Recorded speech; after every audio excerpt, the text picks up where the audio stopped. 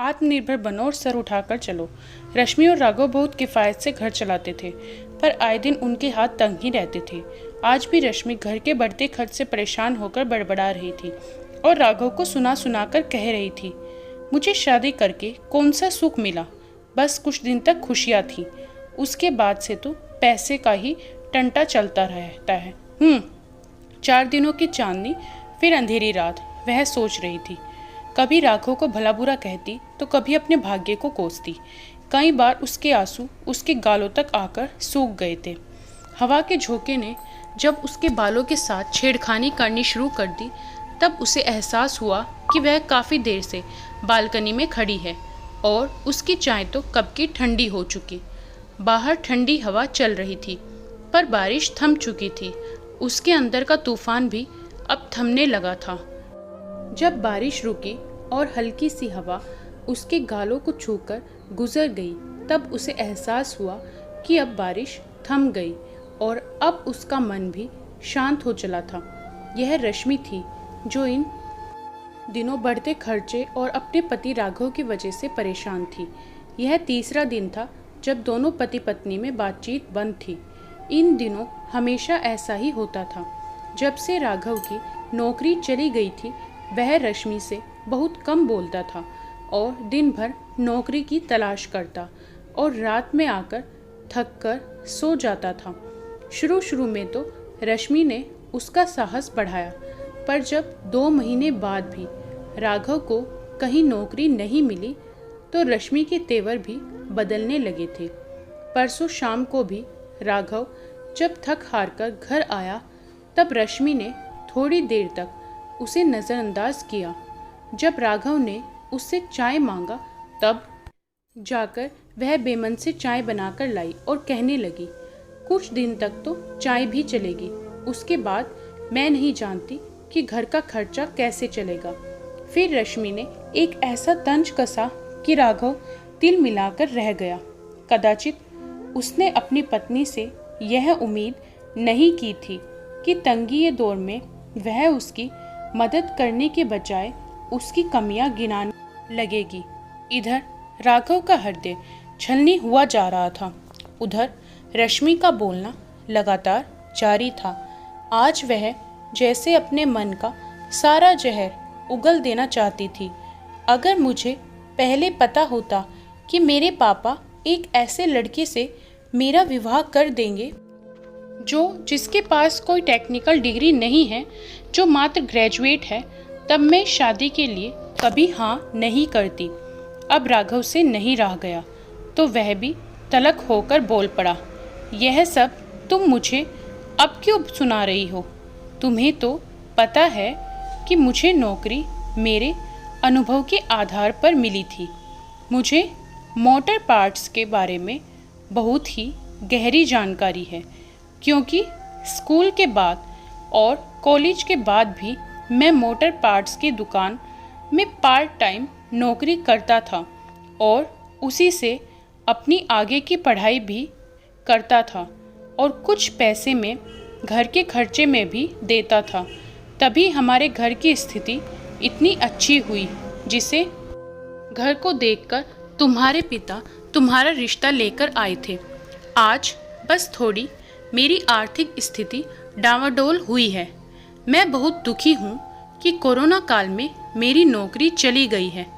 बस थोड़ा धैर्य रखो, जल्दी ही मुझे नौकरी मिल जाएगी, उसके बाद सब ठीक हो जाएगा। 2 महीने से यही कहते आ रहे हो, पता नहीं तुम्हें नौकरी कब मिलेगी। कहकर चाय का कप पटक कर रश्मि अंदर के कमरे में चली गई और राघव खड़ा होकर सोचने लगा कि इस वक्त जब उसे जीवन साथी के सपोर्ट की सबसे ज़्यादा ज़रूरत है, तभी रश्मि उससे ऐसा व्यवहार कर रही है। इसका मतलब रश्मि उससे प्रेम नहीं करती, क्योंकि जो प्यार करते हैं वह हमें मुसीबत के समय अकेला नहीं छोड़ते और ना ही अपमान करते हैं।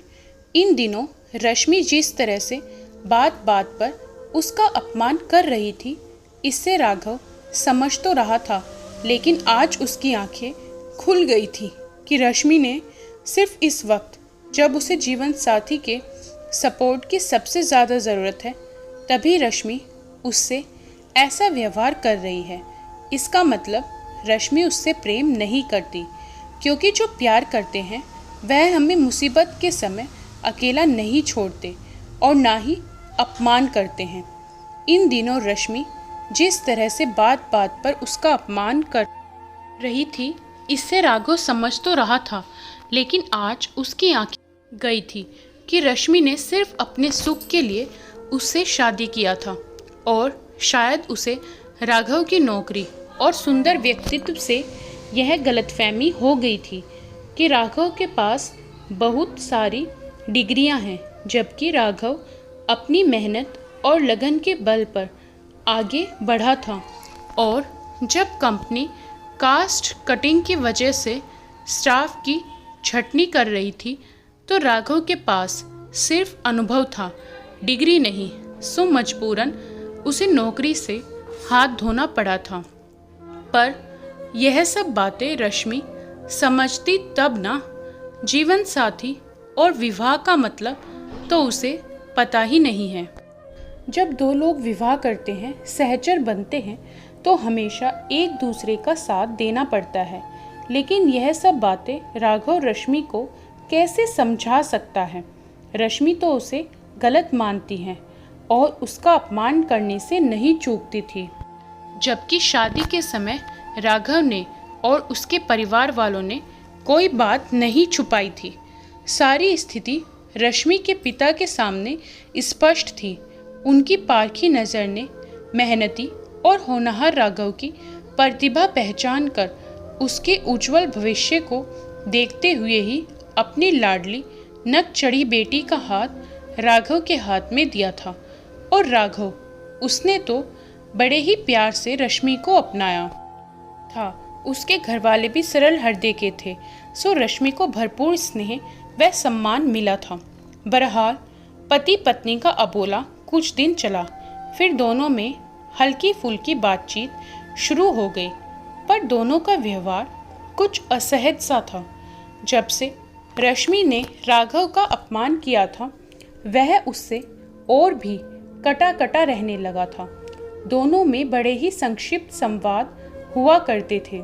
इधर रश्मि अपनी ही दुनिया में खोई रहती, पर राघव का कम बोलना उसे अब अखरने लगा था। धीरे धीरे उसे अपनी गलती का एहसास होने लगा था, क्योंकि गुस्से में या लड़ाई में कभी भी राघव उसका या उसके परिवार वालों का अपमान नहीं करता था। वह पूरी कोशिश करता कि ऐसा कुछ न बोले जिससे रश्मि को कोई दुख पहुँचे।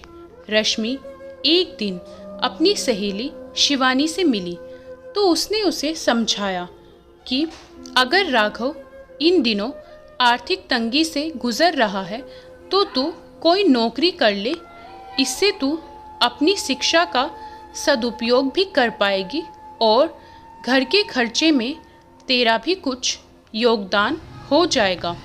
शिवानी की बात रश्मि को जच गई। उसे सिलाई का भी शौक था और तरह तरह के फैशन का आइडिया भी। कुछ गुण तो इंसान में जन्मजात होते हैं, बस उन्हें थोड़ा पॉलिश की ज़रूरत पड़ती है। शिवानी ने रश्मि की रुचि देखकर अपनी एक जान पहचान वाली महिला के बुटीक में काम दिलवा दिया। सुबह रश्मि राघव के ऑफिस जाने के बाद बुटीक को निकल जाती और शाम तक वापस आ जाती। उसे काम करते हुए 3 महीने हो गए। तब उसने इससे संबंधित 6 महीने का कोर्स करके अच्छी नौकरी की तलाश में लग गई। वह एक ही बार राघव को सरप्राइज देना चाहती थी। अब दोनों व्यस्त थे तो उनमें झगड़े भी ना के बराबर ही होते थे। अब रश्मि राघव का अपमान नहीं करती थी। राघव के लिए यही काफ़ी था। इससे घर की शांति बरकरार थी। इधर रश्मि अपने काम में व्यस्त थी तो उधर कुछ महीनों के सतत प्रयास के बाद राघव की एक बहुत बड़ी मोटर कंपनी में नौकरी मिल गई। अब वह नौकरी के साथ शाम का कुछ वक्त अपनी डिग्री बढ़ाने में भी लगाने लगा और टेक्निकल डिग्री और प्राइवेट एमबीए की डिग्री के लिए भी कोशिश करने लगा। अब राघव जब देर से आता तब रश्मि अक्सर पूछती कि उसे इतनी देर कहाँ हो जाती है, तो वह ओवर टाइम का बहाना करता, क्योंकि एक बार उसकी नौकरी जा चुकी थी। इसलिए रश्मि भी कुछ नहीं कहती थी, क्योंकि राघव नौकरी के प्रति और भी सावधान हो गया था। और इसके अलावा अब रश्मि को वह घर खर्च के अलावा भी एक्स्ट्रा पैसे देने लगा था। सो अब रश्मि खुश रहने लगी थी। राघव की मेहनत धीरे धीरे रंग ला रही थी। लगभग 2 साल के बाद राघव ने एक बड़ी मल्टीनेशनल कंपनी में नौकरी के लिए अप्लाई किया और उसे वहां नौकरी मिल गई। उस दिन जब वह खुशी खुशी घर आ रहा था तो उसके मन में एक ही सवाल था कि आज रश्मि कितनी खुश होगी। वह रश्मि को आज बहुत खुश देखना चाहता था। वह जब घर पहुंचा तो रश्मि ने घर को बहुत अच्छे से सजाया हुआ था। वह खुद भी सजी सवरी बहुत अच्छे कपड़े में उसका स्वागत कर रही थी। राघव को एक पल के लिए लगा कि शायद रश्मि को पता है कि उसे आज बहुत अच्छी नौकरी मिली है। उसने रश्मि से पूछा, क्या बात, आज तुम बहुत खुश होकर मेरा स्वागत कर रही हो? रश्मि ने कहा, एक खुशखबरी है, मुझे एक अच्छी नौकरी मिल गई है।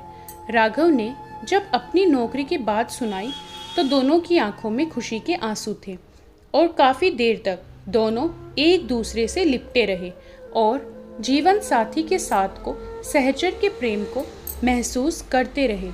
दोनों ने पिछले 1.5 साल के अपने अपने संघर्ष की बात एक दूसरे को बताई और देर तक एक दूसरे का हाथ थामकर अपने रिश्ते की गहराई और प्यार को महसूस करते रहे। उस रात खाना खाने के बाद देर तक दोनों आंगन में चांद की चांदनी में बैठे रहे और आपस में बतियाते रहे। राघव ने कहा, कभी भी किसी रिश्ते में किसी दिन अगर पति पत्नी में किसी एक के साथ मुश्किल आए तब उसे छोड़कर नहीं जाना चाहिए और ना ही उसका अपमान करना चाहिए, बल्कि इंतज़ार करना चाहिए, क्योंकि जब अच्छे दिन आते हैं और जब 2 इंसान मेहनत करके एक दूसरे को दिल से अपनाकर आगे बढ़ते हैं तो ऐसे जीवन साथी एक दूसरे के पूरक बन जाते हैं। रश्मि ने कहा, एकदम सही कह रही हो तुम। शुरू में मैंने तुम्हारा अपमान कर दिया था, फिर जब मैं नौकरी के लिए दर दर भटकने लगी और मुझे बहुत मुश्किल से नौकरी मिली तब मैं तुम्हारा दर्द समझ पाई। हो सके तो मुझे माफ़ कर देना। इस तरह दोनों पति पत्नी एक दूसरे से माफ़ी मांगी। वक्त के साथ एक दूसरे का साथ देते रहे और एक दूसरे के मन में जगह बनाते गए। अब उनका प्यार पहले से भी ज़्यादा मजबूत हो गया था। जीवन साथी के साथ ऐसा ही होता है। कभी जीवन में ऊंच नीच हो सकता है, लेकिन कभी भी अपने साथी का अपमान नहीं करना चाहिए, क्योंकि एक इंसान सिर्फ प्यार से और प्रोत्साहन से आगे बढ़ सकता है। अपमान से अगर आगे बढ़ेगा तो मन में नकारात्मक भाव रहेंगे और जो इंसान अपमान करता है उसके प्रति हमेशा एक गलत भावना रहेगी। इसलिए प्यार से अपनाएं और एक दूसरे की कमज़ोरी नहीं बल्कि एक दूसरे की ताकत बनो, तभी सही मायने में जीवन साथी का साथ निभा पाओगे। जब शादी किया है तो इस रिश्ते को बहुत जिम्मेदारी के साथ निभाएं, तभी रिश्ता फल फूल सकता है। दोस्तों, आपको हमारी कहानी कैसी लगी हमें कमेंट में बताएं। वीडियो को लाइक करें, शेयर करें और हमारे चैनल को सब्सक्राइब करना ना भूलें।